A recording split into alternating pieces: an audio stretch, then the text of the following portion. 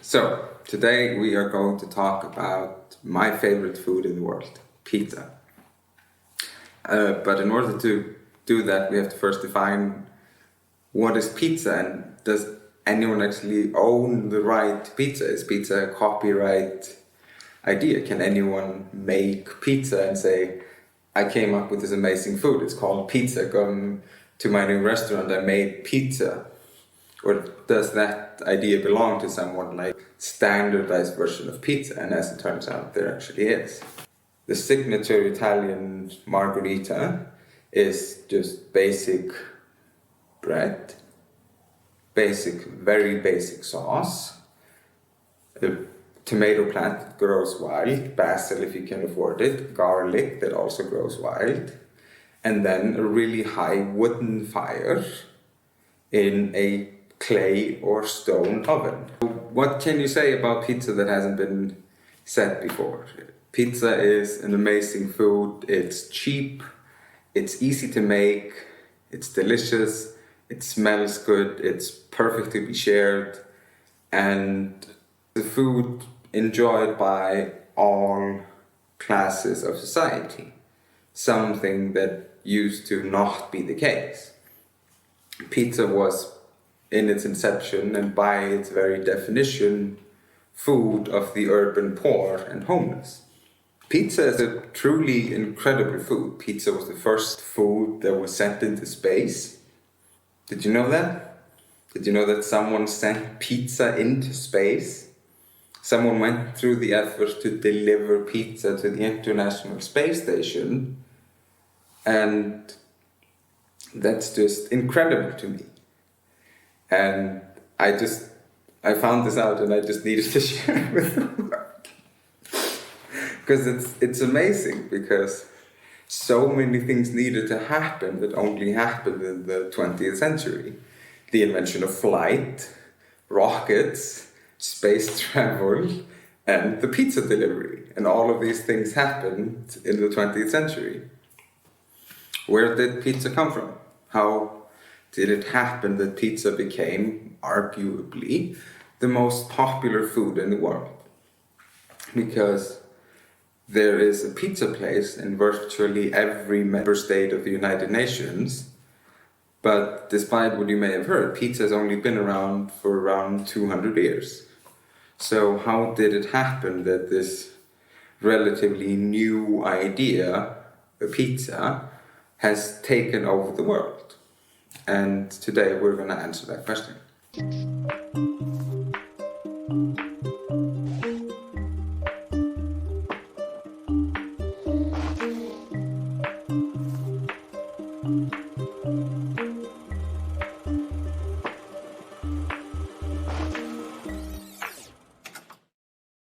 Pizza, as we know it, is a relatively new idea, though its core concept, the baking of bread with sauce, usually tomato sauce, and cheese, is about as old as making dough, oil, and cheese.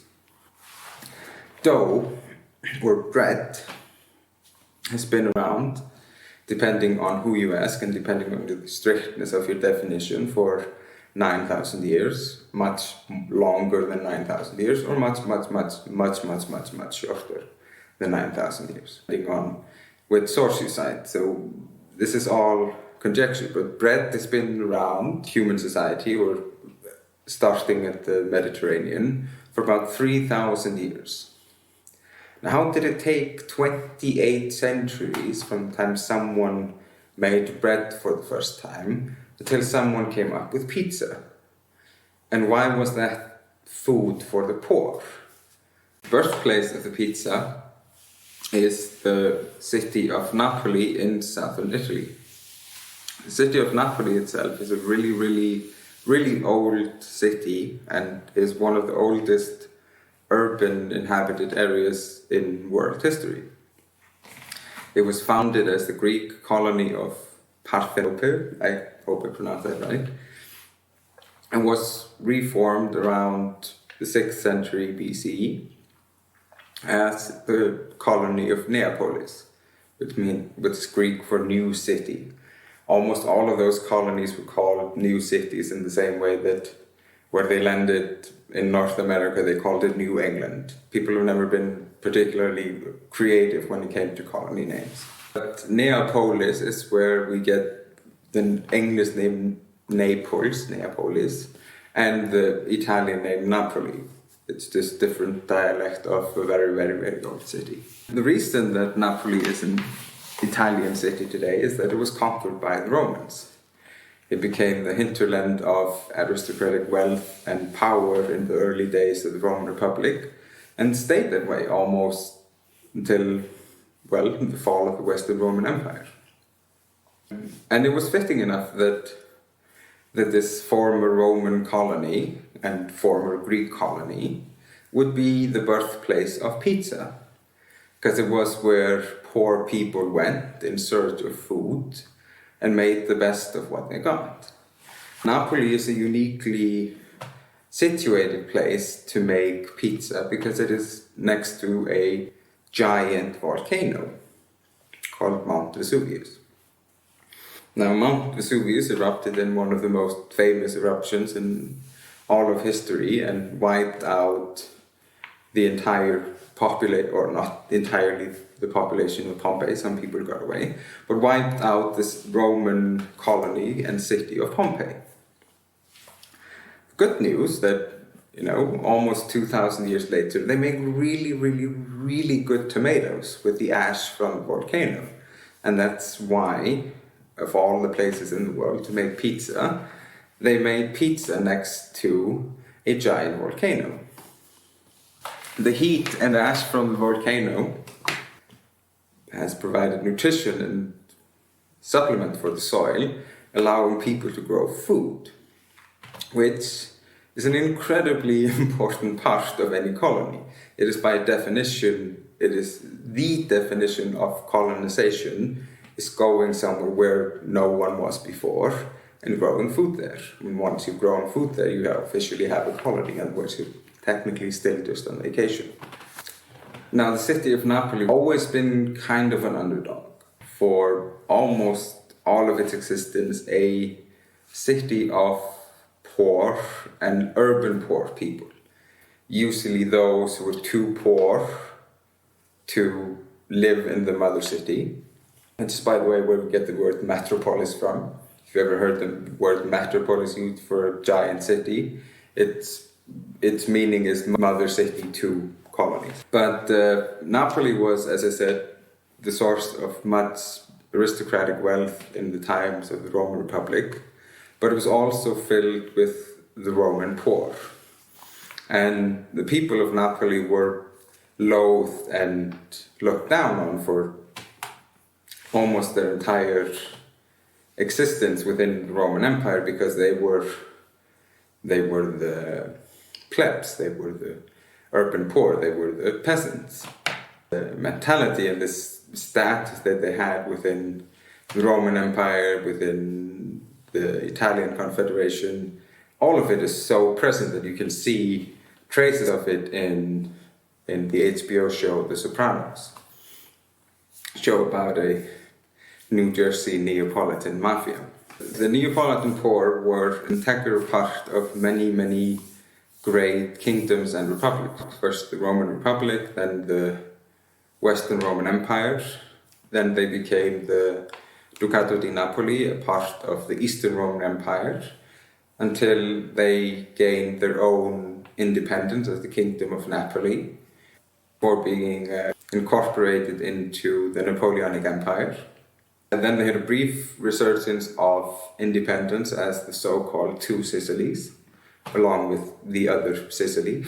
Then the Italian unification wars happened. Now, these Neapolitan poor were called Lazzaroni, after Lazarus, the biblical character who went to heaven with Jesus, and the rich man went to hell. Yeah, and this detour into etymology tells us a bit about who ate the pizza. Pizza was eaten by the homeless or the working and landless, not the aristocrats themselves, but rather the people who worked. Pizza was especially popular with fishermen. Their wives could make them one pizza, which they could then eat and be either full for the whole day, or, let's be honest, who doesn't like cold pizza? And they had their own pizza called pizza marinara, which is where we get the word marinara sauce. It derives technically from the Latin word mare for ocean, so oceaner or sailor.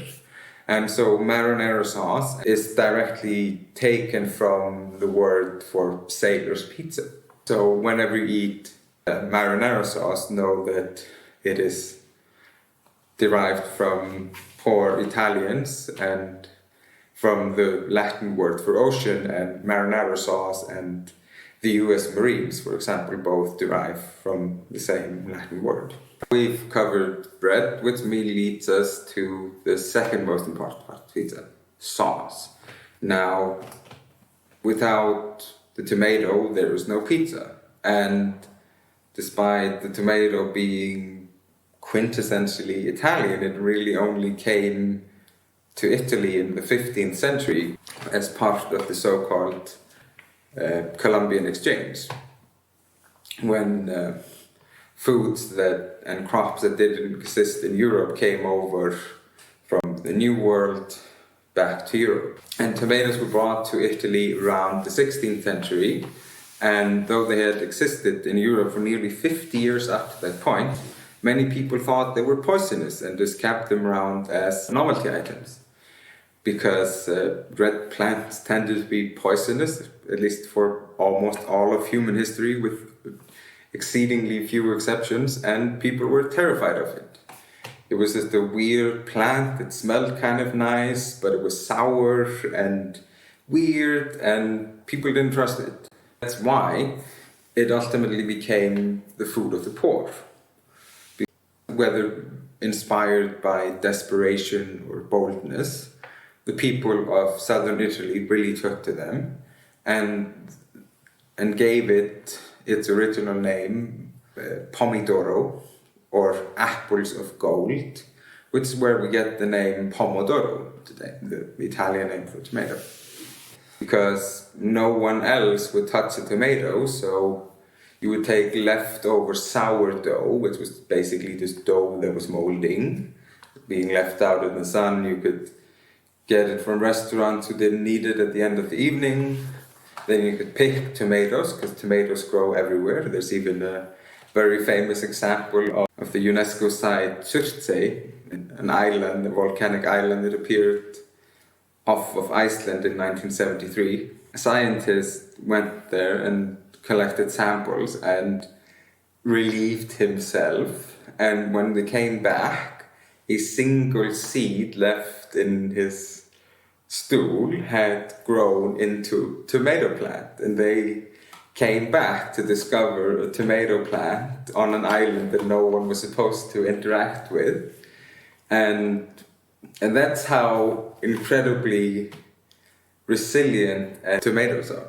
Tomatoes can grow everywhere, pretty much. They can grow, if they can grow on a volcanic island in Iceland, you can be pretty damn sure that they're going to grow pretty well everywhere in the middle of the Mediterranean. So these poor Neapolitans took the cheapest kind of bread dough they could find, the cheapest plant they could find, the tomato, and the cheapest cheese they could get was the buffalo mozzarella, not like sheep or cow or goat or something. Like buffaloes, if you're not aware, are not native to Italy. They were brought in to feed people, and mostly the poor. And that's why the three key ingredients of the original pizza was the cheapest kind of bread, the cheapest kind of sauce, tomato sauce, which was made amazing if you live next to the ocean and can have sea salt as much as you want, as long as you make it yourself. And the cheapest kind of cheese. And they even used higher temperature because some of these ingredients had started to go bad. And so the higher heat was made both to speed up the process of making food for people who maybe only had access to kitchens at 11 in the evening, because they had nowhere to live, and also to kill off any excess bacteria. And that's why The signature Italian margherita is just basic bread, very basic sauce, a tomato plant that grows wild, basil if you can afford it, garlic that also grows wild, and then a really high wooden fire in a clay or stone oven. Now we see these as artisanal qualities in pizza making today, and even the European Union has made this as a certified criteria in order to qualify as making an original pizza margherita. You need to have all of these ingredients, but what most people don't realize is that this is the antithesis of how pizza making started. It was making the most out of nothing. Arguably, the most famous person to write about pizza is the great French writer Alexandre Dumas. He wrote The Count of Monte Cristo, he wrote The Three Musketeers, and he wrote a particularly interesting, if somewhat really confusing, travel guide about the time he went to Napoli, a city that at the time was only known for outbreaks of cholera and syphilis, which they in France called the Neapolitan disease. It should come as a surprise to absolutely no one that the Neapolitans called it the French disease. Because people, despite everything, are basically pretty much the same across all time. And he wrote, thankfully for us, his memoirs, for the lack of a better word, and gave us an insight into the people of Napoli and the pizza that they ate. When we crossed Napoli with our liberal ideas, drawn not from the individual study of peoples, but from simple theories put forward by publicists, and we take a light look at the surface of these people we see lying, almost naked, on the threshold of the palaces and in the corners of the places where they eat, sleep, and wake up. Our heart sinks at the sight of this apparent misery, and we cry in our philanthropic impulse, the Neapolitan people are the most miserable people on earth. We are strangely wrong. No, the Neapolitan people are not unhappy, because their needs are in harmony with their desires. What does the Neapolitan need to eat? A pizza or a slice of cocomero to put under their teeth? And in this he discovered that through pizza he could understand a city. And he said that pizza dominated the season. He said that there was a specific day when the season switched. And he said every year, May 1st, the pizza vendors switched and started selling watermelons. And then when the snow started coming in, they stopped selling watermelons and started selling pizzas. And depending on the harvest or how the fishing went, everything was reflected in pizza. When the fishing was good, there was fish on pizza, and the fish pizza was slightly cheaper. When the fishing was bad, the oily pizza was sold more availably and sold more expensively because they knew they had less competition. So now that we know where pizza came from, it seems to be a quantum leap in status from something that was made with leftovers by homeless people to being the first food delivered in space. What happened from food of the urban poor to pizza night at the International Space Station? This is actually quite a fascinating question. I thought I knew myself, but it actually had quite a complex and deep history, and in a way, pizza is history on a plate.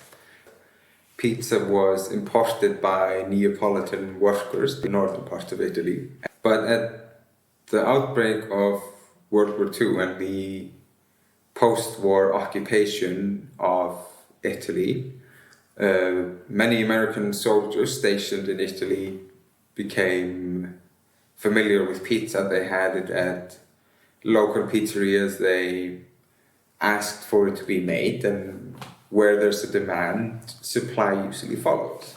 And so where the American soldiers went, so went pizzerias.